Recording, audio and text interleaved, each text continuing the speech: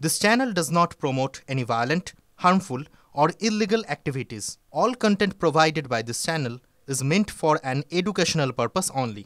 Top quality और consistent performance के लिए सिर्फ सिल्वर पंप्स नाम याद रखना। আজকে তিনটি নিউজরুম লাইভ আমরা শুরু করব মুখ্যমন্ত্রী মমতা বন্দ্যোপাধ্যায়ের বার্তার দিকে নজর রেখে। এই বার্তা কাদের জন্য?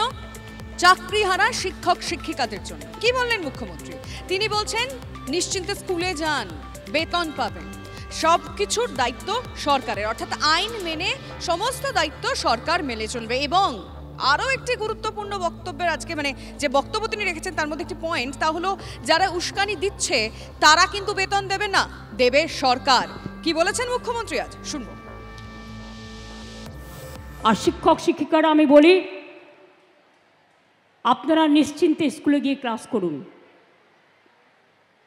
আপনাদের মাইনে নিয়ে ভাবতে হবে না। আইনের মধ্যে থেকেই রাজ্য সরকার আপনাদের কাজ করে দেবে। আপনি এ না বি এটা কোর্ট ঠিক করবে, আমরা নই। কিন্তু আপনাদের মনে রাখতে হবে, যে যেখানে চাকরি করছেন চাকরিতে ফিরে যান। টাকা কিন্তু ওই যারা আপনাদের উস্কাচ্ছে তারা দেবে না, মাইনে কিন্তু গভর্নমেন্ট দেবে। আমি গতকাল সন্ধ্যে থেকে কমপক্ষে 10 বার ফোনে কথা বলেছি। আমি কলকাতায় থাকলে হয়তো 1 সেকেন্ডে মিটিয়ে দিতে পারতাম, কিন্তু যেহেতু আমি মিদনাপুরে আছি, আমি রাত 12টা পর্যন্ত কথা বলেও দেখছি কেউ কেউ রিজিড আছে যে টেন্টেড আনটেন্টেড লিস্ট বের করতে হবে। আরে আপনার কি যায় আসে? কেন অন্যদের কথায় পা দিচ্ছেন? টেন্টেড কি আনটেন্টেড কি আপনার দেখার তো প্রয়োজন নেই। ওটা দেখার জন্য রাজ্য সরকার আছে, কোর্ট আছে। আমরা এভিডেন্স নেব, আমরা কোর্টের কি বলা হয়েছে দেখব। এটা আপনার তো লিস্টের দরকার নেই। আপনি চাকরি করেন, আপনার চাকরিটা আছে কিনা দেখার দরকার। আপনি ঠিকমতো মাইনে পাচ্ছেন কিনা সেটা আপনার দেখার দরকার।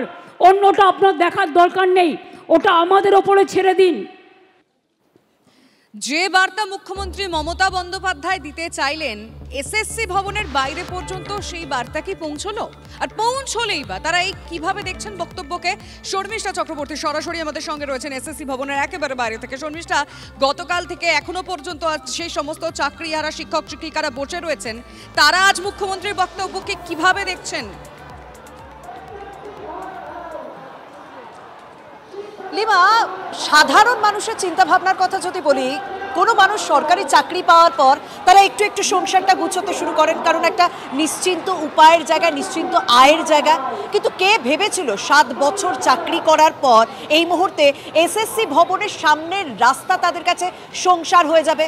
এই রাস্তাতেই ঘুম, এই রাস্তাতেই বসে থাকা, এই রাস্তাতেই রাত কাটানো, এই রাস্তাতেই খাওয়া দাওয়ার ব্যবস্থা করা, সেইগুলো কি কেউ স্বাদ করে করে? সেগুলো কি কেউ শখ করে করে? এই প্রশ্নটাই এখানে যারা বিক্ষোভ করছেন, যারা অনশনে বসেছেন, তারা তুলছেন। হ্যাঁ, মুখ্যমন্ত্রী মমতা বন্দ্যোপাধ্যায় তিনি বার্তা দিয়েছেন যে সবকিছু ছেড়ে এই গরমে বসে না থেকে স্কুলে ফিরে যান। কিন্তু তারা স্কুলে ফিরবেন কিভাবে? যোগ্য হয়ে না অযোগ্য হয়ে? আপনাদের স্কুলে ফিরে যাওয়ার বার্তা দিচ্ছেন মুখ্যমন্ত্রী, কিন্তু ফিরবেন কিভাবে? মানে যোগ্য হয়ে না অযোগ্য হয়ে? সেই বার্তাকে আপনারা কিভাবে দেখবেন? আপনারা তো শখ করে এই রাস্তায় বসে নেই। না না, সেটাই তো আমাদের প্রশ্ন, যে মাননীয় সুপ্রিম কোর্ট যেটা বলেছে যে যারা অযোগ্য, যে টেন্টেড ক্যান্ডিডেট, তাদেরকে 12% সহ ইন্টারেস্টে টাকা ফেরত দিতে হবে। তাহলে আমরা যে স্কুলে যাব তাদের সঙ্গে আমরা একই সঙ্গে ক্লাস করব কেন? ওরা আবার স্কুলে যাবে কেন? ওদের তো টার্মিনেশন লেটার দিতে হবে। যোগ্য অযোগ্য কে, কারা টাকা ফেরত দেবে, কারা টাকা ফেরত দেবে না, সেই লিস্টটা তো আগে আমাদের দরকার। একদম, এই লিস্টটাই দরকার। এই লিস্টটাই তারা প্রথম থেকে চাইছেন, কিন্তু এই লিস্টটাই তাদেরকে দেওয়া হচ্ছে না, যে কারণে গতকাল দুপুর 12টার পর তারা অভিযানে আসেন, এখানেই বসে পড়েন। আপনারা কি শখ করে এখানে বসেছেন? মুখ্যমন্ত্রী বলছে যে এই গরমে না বসে থেকে স্কুলে যান। না, আমরা তো শখ করে এখানে বসে নিই। একটা হাইকোর্ট এবং সুপ্রিম কোর্ট, দুটো কোর্ট থেকেই আমাদের প্যানেলটাকে ক্যান্সেল করে দেওয়া হয়েছে বলে বুঝতে পারছি। শর্মিষ্ঠা, এই মুহূর্তে তাদের মধ্যে কি চলছে? এই গরমের মধ্যে তারা তো শখ করে বসে নেই, আচ্ছা বারংবার তারা বলছেন, কিন্তু তালিকা, সেই তালিকা আদৌ কি সামনে আসতে পারে? অভিজিৎ গঙ্গোপাধ্যায় কি বলেছেন শুনুন। মুখ্যমন্ত্রী তো দুর্নীতি ঢাকতে ব্যস্ত, চোরেদের বাঁচাতে ব্যস্ত, দুর্বৃত্তদের বাঁচাতে ব্যস্ত। সুতরাং তিনি এইসব কথা বলবেন, এতে আর আশ্চর্য কি? আমাদের মুখ্যমন্ত্রী নিজেই তো একজন অত্যন্ত দুর্নীতিগ্রস্ত মহিলা। তার সময় এসবগুলো ঘটে যায়, তখন তিনি কিছুই জানতে পারেন না, পরে বলেন আমি জানতাম না। সুতরাং তিনি এসব কথা বলবেন, এসব কথার কোনো গুরুত্বই নেই। চাকরি করুন, বেতন পাবেন, সবই তো ঠিক, কিন্তু লিস্টটা পাবলিশ করলে মমতা ব্যানার্জির এত আপত্তি কিসের অসুবিধা হবে, বা তার দলের কি অসুবিধা হবে? যদি একটা যোগ্য অযোগ্যের লিস্ট পাবলিশ করে স্কুল সার্ভিস কমিশন, তাতে মমতা ব্যানার্জির অসুবিধা কি? আমার তো মনে হচ্ছে অসুবিধা এটাই যে সবাই ধরা পড়ে যাবে যারা অযোগ্য, যাদেরকে ঢোকানো হয়েছে, এবং তাদেরকে এখনো তারা চাকরিতে রাখতে চাইছেন লিস্টটা পাবলিশ না করে। যারা অযোগ্য তারাও স্কুলে যাবে, তারাও মাইনে পাবে। আপাতত খানিকটা স্থগিত করে দেওয়া গেল তাদের চিন্তা ভাবনা, মানে যারা দুর্নীতিগ্রস্ত ভাবে যারা চাকরি কিনেছেন, সেই জন্য তিনি এইসব কথা বলছেন। শিক্ষামন্ত্রী ব্রাত্য বসু কিছুক্ষণ আগে তিনি সাংবাদিকদের মুখোমুখি হয়েছিলেন। তিনি তখন জানিয়েছেন যারা এই মুহূর্তে আন্দোলন করছেন তাদেরকে আন্দোলন তুলে নেওয়ার জন্য তিনি এক প্রকার আর্জি জানিয়েছেন। শুধু তাই নয়, তিনি এমনটাও বলেছেন যে রিভিউ পিটিশনের জন্য আর্জি জানানো হচ্ছে, এই প্রসেসটা যাতে কোনো রকম জটিলতার শিকার না হয় সেই জন্য এই মুহূর্তে আন্দোলনরত যারা রয়েছেন তাদেরকে বলেছেন তিনি কাজে যোগ দিতে, এবং মুখ্যমন্ত্রীর কথাও আজকে তিনি বিশেষভাবে উল্লেখ করেন। আজকে কি বলেছেন শিক্ষামন্ত্রী শোনাবো আপনাকে। এই যে আমরা কাজ করে যাচ্ছি এটা মাথায় রাখতে হবে, একই সঙ্গে আমরা কিন্তু পুরো প্রক্রিয়াটা মহামান্য ন্যায়ালয় অর্থাৎ সুপ্রিম কোর্টের পুরো বিষয়টা এখনো বিচারাধীন আছে। দ্রুত আমরা রিভিউ পিটিশনে আমরা যাচ্ছি, অর্থাৎ আইনি প্রক্রিয়া এখনো চালু তথা লাগু আছে। এমন কোনো কিছু করা উচিত নয় যেটা আপনাদের রিভিউ পিটিশনকে দুর্বল করে। মহামান্য সুপ্রিম কোর্টের যে নির্দেশ তা লঙ্ঘিত হয়, এবং সুপ্রিম কোর্ট যে নির্দেশ দিয়েছেন সেই অনুযায়ী কন্টেম্প্ট অফ কোর্ট যাতে আপনাদের না হতে হয় বা আমাদের না হতে হয় তা আপনাদের বজায় রাখতে মনে রাখতে অনুরোধ করছি। 31শে ডিসেম্বর পর্যন্ত আমি আপনাদের সেই উপযুক্ত শিক্ষকদের বলছি তাদের স্কুলে যোগদান করতে আমি অনুরোধ করছি। বেতন নিশ্চিত করার দায়িত্ব আমরা নিচ্ছি। আমরা যা কাজ করব তা আমরা লিগ্যাল কনসালটেশন নিয়ে করব, আইনি পরামর্শ নিয়ে করব। তো আমরা প্রত্যেকটা ধাপ আইনি পরামর্শ অনুযায়ী এগোচ্ছি। আমাদের কাজ আমাদের করতে দিন, আপনারা গিয়ে আপনাদের কাজ করুন। বারবার সুপ্রিম কোর্টের কথা উল্লেখ করে কি বলেছেন শিক্ষামন্ত্রী আপনাদের শোনালাম। তিনি এক প্রকার আর্জিও জানিয়েছেন, আবেদনও জানিয়েছেন এই মুহূর্তে যারা আন্দোলন করছেন তাদের দিকে। তিনি বলছেন যে রিভিউ পিটিশনকে দুর্বল করে দেয় এমন কোনো আচরণ যেন তারা না করেন, তাহলে জটিলতা আরও বাড়তে পারে। শিক্ষামন্ত্রীর কাছ থেকে এই মন্তব্য শোনার পর, এই আবেদন শোনার পর কি বলছেন আন্দোলনকারীরা আমি সেটা জানতে চাইবো সরাসরি তাদের কাছ থেকে। আমার সহকর্মী সুজয় রয়েছেন তাদের সঙ্গে। সুজয়, শিক্ষামন্ত্রীর এই মন্তব্যের পর, এই আবেদনের পর তাদের কি রিয়াকশন? একেবারে শুভজিৎ, আমি সেই আন্দোলনকারীদের সঙ্গে কথা বলবো যে শিক্ষামন্ত্রী যা যা বলেছেন। শিক্ষামন্ত্রী কিছু সময় আগে সাংবাদিক বৈঠকে বলেছেন যে এমন কিছু করবেন না যেটা রিভিউ পিটিশনকে দুর্বল করে, যেটা আদালত অবমাননা করে। তিনি অনুরোধ করেছেন আপনারা কাজে ফিরুন, বেতন সরকার দেবে, সরকারের এক প্রকার পাশে থাকার আর্জি জানিয়েছেন। এর নিরিখে আপনাদের বক্তব্য? সরকার যে আবেদন করেছিলেন, আমাদের রিকোয়েস্ট করেছিলেন পাশে থাকার, ঠিক আছে সবই বুঝলাম, কিন্তু উনি তো নিজেই আমাদের বলেছিলেন যে 17 তারিখ একটা MA হবে, সুপ্রিম কোর্ট কি বলে তার পরে দেখা যাবে, এবং 21 তারিখ আমাদের যোগ্য অযোগ্যের লিস্ট দেওয়া হবে। ওএমআর একবার বলছেন চেয়ারম্যান ওএমআর নেই আছে, একবার উনি বলছেন ওএমআর শিটস নেই, আমরা যোগ্য অযোগ্যের তালিকা দেবো, 6টার মধ্যে পাবলিশ করব। কালকে 6টা বেজে গেল, রাত চলে গেল, আজকে এতক্ষণ দুপুর 2টো বেজে গেল, কোনো কিছু দেওয়া হলো না। আবার উনি বললেন যে এখন তালিকা চেয়ে অনর্থক, তালিকা চাওয়াটা অনর্থক, তালিকা দিতে হবে না, আপনারা স্কুলে ফিরে যান। তো স্কুলে ফিরে গিয়ে তো লাভ নেই, আমরা অযোগ্যদের সাথে স্কুল করব, মানে তারা কি পরিচয় করব? আমাদের বেতন দেবে, বেতনটা কয়টুকু সময়ের জন্য দেবে? আমাদের তো এইটুকু বেতন চাই নয়, আমরা তো যোগ্য সম্মান নিয়ে পুরো 60 বছর অবধি চাকরি করতে চাই। আমাদের ঠিক আপনার জায়গা থেকে আপনার কাছ থেকে কথা বলবো মাস্টারমশাই। শিক্ষামন্ত্রী বলেছেন আপনারা কাজে ফিরুন, 31শে ডিসেম্বর পর্যন্ত যোগ্যরা কাজে ফিরুন, আইনি প্রক্রিয়া জারি আছে, লাগু আছে, সরকার রিভিউ পিটিশন করবে, কিন্তু তার মধ্যে আপনি এমন কিছু করবেন না যেটা রিভিউ পিটিশনকে দুর্বল করে বা আদালত অবমাননা করে। তো আপনারা কি শিক্ষামন্ত্রী আবেদনে সাড়া দেবেন? না না, এখানে সাড়া দেওয়ার কোনো প্রশ্নই নেই। কারণ দেখুন, উনি তো বলেছিলেন যে 21 তারিখের মধ্যে যোগ্য অযোগ্য লিস্ট দিবেন। সেই লিস্ট কোথায়? সেই লিস্টের দাবিতেই তো আমরা এসছি। আর আমরা কি করে ওনার কোনো কথা এরপরে আমরা কি করে বিশ্বাস করতে পারি? আমরা আশ্বস্ত হব না। আপনার সঙ্গে কথা বলি, শিক্ষামন্ত্রীকে কথা বিশ্বাস করে ভরসা করে কাজে যোগ দেবেন?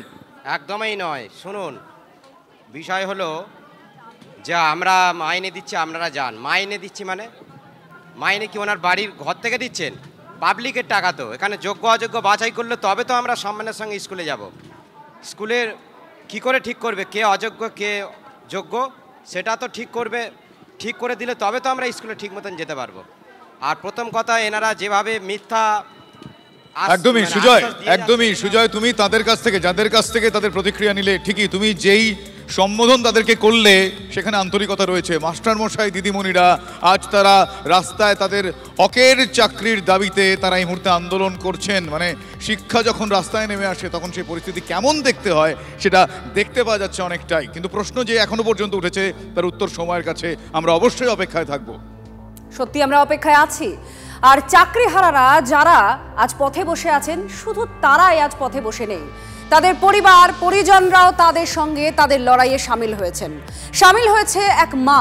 পড়াশোনা করে চাকরি পেয়ে আজ কেন রাস্তায় বসতে হবে, প্রশ্ন চাকরিহারা শিক্ষকদের মায়ের। কষ্ট করে এসেছি, আমার মেয়ে কালকে সকাল থেকে এখানে না খেয়ে পড়ে আছে। আমি মা হয়ে বাড়িতে কি করে থাকি, সারা রাত ঘুমাইনি। ভোরবেলা উঠে আমি চলে এসেছি মেয়ের কাছে। আমি আমার হাত জোর করে বলছি মুখ্যমন্ত্রীকে যে এদের বিষ দিক, এরা বিষ খেয়ে মরে যাক, মুখ্যমন্ত্রী লাশ তুলে নিয়ে ফেলে দিক, আমরা কিচ্ছু বলবো না। আমাদের মেয়েদের সন্তানদের কষ্ট আমরা সহ্য করতে পারছি না। টিচার রাত দিন ঘেটে পড়ে সারাদিন বই টাল করে ন্যায্য পথে চাকরি পেয়েছে, সেই চাকরির জন্য কেন রাস্তায় বসতে হবে? মুখ্যমন্ত্রীকে জবাব দিতে হবে। মুখ্যমন্ত্রী পড়াশোনা করেনি, নিশ্চয় করেনি, তাহলে পড়াশোনা আলাদা বুঝে নিত যে হ্যাঁ এরা কষ্ট করে পড়াশোনা করেছে, তাহলে কেন শিক্ষকরা রাস্তায় থাকবে?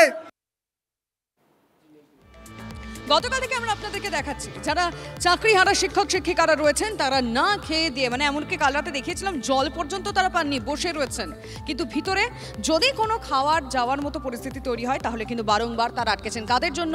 যারা সরকারি আধিকারিক রয়েছেন। এসএসসি ভবনের ভিতরে চেয়ারম্যান থেকে শুরু করে যারা আধিকারিকরা রয়েছেন তাদের কাছে কোনো রকম কোনো খাবার পৌঁছানো যাচ্ছে না, পৌঁছতে দেওয়া হচ্ছে না। ঠিক সেইখানে দাঁড়িয়েই শিক্ষামন্ত্রী ব্রাত্য বসু বলছেন যদি তাদের কাছে খাবার না পৌঁছয়, তাদের যদি শরীর খারাপ হয় তাহলে কি হবে, সেই বিষয়টা মানবিকতার সঙ্গে ভাবা উচিত চাকরিহারা শিক্ষক শিক্ষিকাদের। কি বলেছিলেন সে নিয়ে শুনবো। মহিলা কর্মী এখানে ভেতরে আটকা পড়ে আছেন। পর্ষদের ক্ষেত্রে একটা বাড়তি জিনিস আছে, এখন মাধ্যমিকের কাজ চলছে রেজাল্টে, অর্থাৎ মাধ্যমিক পরীক্ষার ফল বেরোবে এবং সেখানে খুব গুরুত্বপূর্ণ ডকুমেন্ট সেখানে আছে। সেখানে এই কাজকে ভণ্ডুল করা বা পণ্ড করা এটা ঠিক নয়। এখানে লক্ষ লক্ষ ছাত্রছাত্রী ভবিষ্যৎ জড়িয়ে আছে। তো এখানে আমরা তাদের, এবং যেভাবে কালকে ওষুধ ফেলে দেওয়া হয়েছে, ওষুধ নিয়ে যেতে দেওয়া হয়নি, খাবার নিয়ে যেতে দেওয়া হয়নি। তবে আজকে শুনলাম যে ওরা, আমি আপনাদের মাধ্যমে শুনলাম যে ওরা আজকে নমনীয় হয়েছেন। আমি আপনাদের মাধ্যমে ওদের কাছে দাবি রাখবো যে আপনারা আন্দোলন করুন, কিন্তু ওখানকার কোনো মানুষের বা কোনো আধিকারিকের যদি জীবন বিপন্ন হয়ে যায় সেটাও আপনাদের একই সঙ্গে মনে রাখা উচিত।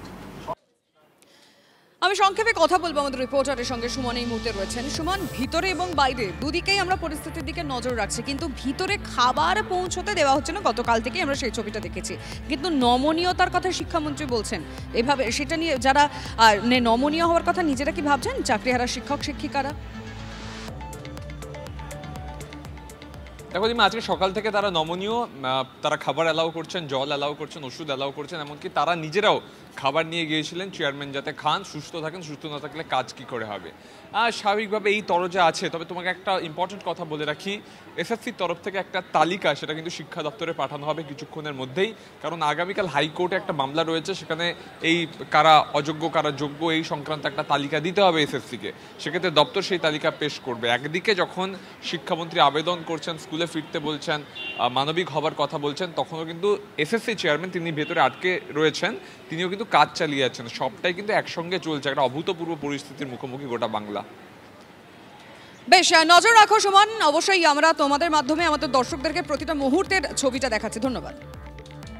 আর আপনাদের আমরা শোনাবো মুখ্যমন্ত্রী মমতা বন্দ্যোপাধ্যায় কি বলছেন, কারণ বেশ কয়েকটি বিষয় রয়েছে যার দিকে তাকিয়ে রয়েছেন চাকরিহারারা।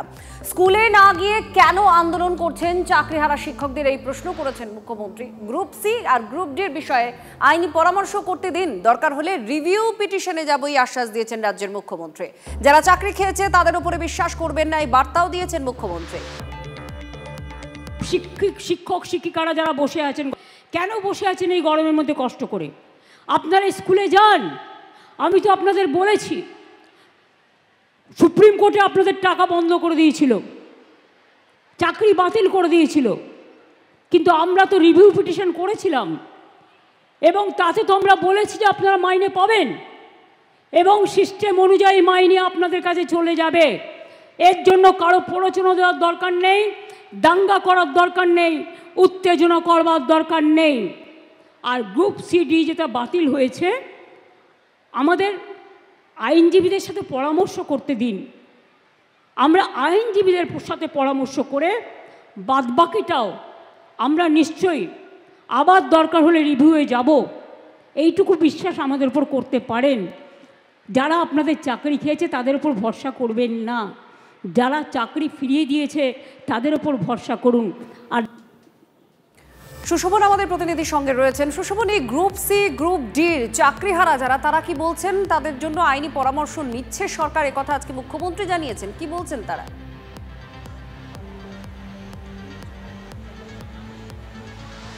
একেবারেই তারা হচ্ছে, তাদের সঙ্গে কথা বলি। মুখ্যমন্ত্রী বলেছেন যে গ্রুপ সি এবং গ্রুপ ডি মানে আপনাদের জন্য আইনি পরামর্শ নিচ্ছেন, এটা মুখ্যমন্ত্রী আজকে বলেছেন। আপনারা কি মনে করছেন? আইনি পরামর্শ নিতে স্যার কতদিন সময় লাগতে পারে? আইনি পরামর্শ চলেই যাচ্ছে। আমরা চাকরিহারা যে অর্ডারটা বেরিয়েছে সুপ্রিম কোর্টে, সেখানে পরিষ্কার লেখা আছে যে যারা অযোগ্য এবং অযোগ্য সকলেরই চাকরি গেছে, যারা অযোগ্য তাদের বেতন ফেরোতে হবে, কিন্তু স্কুলে আর কেউ যেতে পারবে না। ইন দ্য মিন টাইম একটা মিসলেনিয়াস ফাইল করা হয়েছিল, যেখানে বলা হয়েছে যে যারা টিচার তারা শুধুমাত্র পঠন পাঠনের কারণে যেতে পারবে, যারা নন টিচিং তারা কোনোভাবেই আর স্কুলে যেতে পারবে না। এত কিছু হওয়ার পরও আরও কি আইনি পরামর্শের প্রয়োজন পড়তে পারে যে আমরা যাব? কি বলবেন? এই আইনি পরামর্শটা পুরোপুরি আইওয়াশ করা যেতে পারে। আইওয়াশ হয়তো যে কিভাবে আমাদেরকে ললিপপ দিয়ে ভুলিয়ে দেওয়া যে তোমরা বাড়ি চলে যাও, সমস্ত কিছু ঠিক হবে। এদিকে আলটিমেটলি আমাদের চাকরিটা চলে গেল। এই আমাদের চাকরি যে চলে গেছে, এই চাকরি আমাদের কে ফেরত দেবে? এইটা সবথেকে বড় প্রশ্ন শিক্ষামন্ত্রীর কাছে, মুখ্যমন্ত্রীর কাছে সবথেকে বড় প্রশ্ন। এবং আমরা যে যোগ্য ক্যান্ডিডেট, যারা আমরা দীর্ঘ 7 বছর ধরে আমরা চাকরি করছি, আমরা মাধ্যমিক উচ্চ মাধ্যমিক পরীক্ষার দায়িত্ব সামলেছি, আমরা বিগত 7 বছরের মধ্যে 5খানা ভোটের দায়িত্ব সামলেছি, আমাদেরকে এখন অযোগ্য বলে দেওয়া হলো। ঠিক আছে, ধন্যবাদ। তারা কিন্তু এই আন্দোলন চালাবেন। পাশাপাশি অন্যদিকে মুর্শিদাবাদের একটা ছবি আপনাদের দেখাবো, যে মুর্শিদাবাদ সাম্প্রতিককালে অশান্তি দেখেছে, সেই মুর্শিদাবাদ কিন্তু প্রতিবাদ করতেও জানে। যোগ্য শিক্ষকদের এই মুহূর্তে যা পরিস্থিতি, সেই প্রতিবাদ জানিয়ে মুর্শিদাবাদে বিক্ষোভ প্রদর্শন করছেন কাজীপাড়া হরিদাস বিদ্যাভবনের পড়ুয়ারা। প্ল্যাকার্ড হাতে, ব্যানার নিয়ে জলঙ্গি শেখপাড়া রাজ্য সড়ক অবরোধ করে তারা বিক্ষোভ দেখাচ্ছেন ছাত্রছাত্রীরা, যেটা খুব সিগনিফিক্যান্ট এক্ষেত্রে। এই মুহূর্তে সেই ছবি আপনারা দেখছেন। যদিও পুলিশ গিয়ে পরিস্থিতি সামাল দেয়, কিন্তু ছোট ছোট ছাত্রছাত্রীদের আপনারা দেখছেন এই মুহূর্তে তারা বিক্ষোভ দেখাচ্ছেন তাদের শিক্ষক শিক্ষিকাদের জন্য, যোগ্য শিক্ষক শিক্ষিকাদের জন্য। এই মুহূর্তে বড় খবর, পেহেলগাঁওয়ে পর্যটকদের উপরে জঙ্গি হামলার খবর সামনে আসছে। পর্যটকদের উপরে জঙ্গি হামলা, পেহেলগাঁওয়ে পর্যটকদের উপরে জঙ্গি হামলার ঘটনা ঘটেছে। আমরা যা খবর পাচ্ছি, পেহেলগাঁওয়ে পর্যটকদের উপরে জঙ্গি হামলা। জম্মু কাশ্মীর এখন পর্যটকদের ঢল। পেহেলগাঁওয়ে পর্যটকদের নিশানা করলো জঙ্গিরা। পর্যটকদের উপরে জঙ্গি হামলার ঘটনা, পেহেলগাঁওয়ে পর্যটকদের এবার নিশানা করলো জঙ্গিরা। জঙ্গিদের গুলিতে জখম হয়েছে বেশ কয়েকজন পর্যটক। সিজার মন্ডল আমাদের প্রতিনিধির সঙ্গে আছেন। সিজার, কি খবর? দেখো, প্রাথমিকভাবে সেটাই জানা যাচ্ছে যে অন্তত 2জন পর্যটক তারা গুলিতে জখম হয়েছেন এবং এই মুহূর্তে অনন্তনাগ জেলা পেহেলগাঁওয়ের যে হামলার ঘটনা ঘটেছে, যে সাম্প্রতিক অতীতে বা সুদূর অতীতেও কিন্তু কোনোভাবে এই জঙ্গিদের নিশানায় পর্যটকরা পড়েননি। এবারে সরাসরি পর্যটকদের হামলার ঘটনা কিন্তু সাম্প্রতিক অতীতেই প্রথম ঘটনা। এবং যে 2জনকে আহত হয়েছেন তাদের ইতিমধ্যে হাসপাতালে স্থানান্তরিত করা হয়েছে। পাশাপাশি সেই জঙ্গিদের খোঁজে তল্লাশি শুরু করেছে সিকিউরিটি ফোর্স এবং সেখানে যৌথ বাহিনী, কেন্দ্রীয় এবং কাশ্মীর পুলিশ, তাদের সঙ্গে কয়েকটা গুলির লড়াই হচ্ছে এরকম খবরও পাওয়া গেছে। এবং এখনো বিস্তারিত খবর আসেনি, সেই বিস্তারিত খবরের অপেক্ষা করা হচ্ছে, কারণ শীর্ষ পুলিশ আধিকারিকরা এবং কেন্দ্রীয় বাহিনীর শীর্ষ আধিকারিকরাও ঘটনাস্থলে পৌঁছেছেন। ধন্যবাদ সিজার, এই খবরের দিকে নজর থাকবে।